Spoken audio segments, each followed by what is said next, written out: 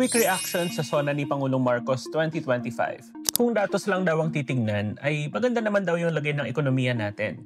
Pero hindi niya binanggit na bumabagal yung GDP growth ng Pilipinas.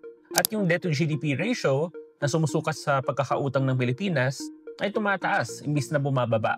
Pinagmalaki din ni Pangulong Marcos na natupad na daw niya ang 20 kilo ng bigas. Pero kung titingnan yung latest na data, nasa 42 hanggang 48 pesos pa rin ang average retail price ng bigas. Nasabi niya hindi daw malulugi ang mga magsasaka, pero yung gobyerno actually ang maaring malugi dahil sa katakot-takot na subsidies na kailangan para pondohan ang polisiya na ito. Pansinin din na marami mga populist measures na binanggit si Pangulong Marcos.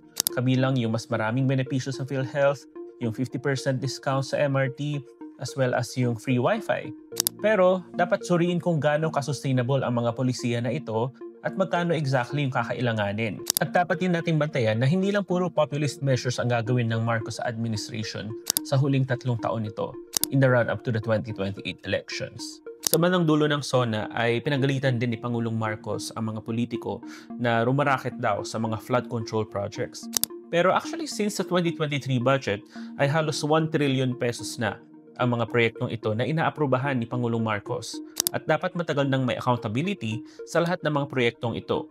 Ibabalik daw ni Pangulong Marcos sa Kongreso ang National Budget Bill kapag hindi ito align doon sa programa ng gobyerno. Pero actually, since 2023 budget o 3 budgets ago, ay napakalaki na ng discrepancies na ito. So dapat actually ganitong klaseng panawagan ay nangyari o nagsimula na since 2023 pa lang. Finally, pansinin na walang laundry list o listahan ng mga batas na ine-expect si Pangulong Marcos mula sa 20th Congress. Pero napaka-importante nito para ma-achieve yung marami sa mga plano ng gobyerno. So, all in all, very populist itong SONA 2025 at si Pangulong Marcos ay nag-focus more on the band-aid and temporary solutions instead of the more long-term and concrete solutions that our country needs.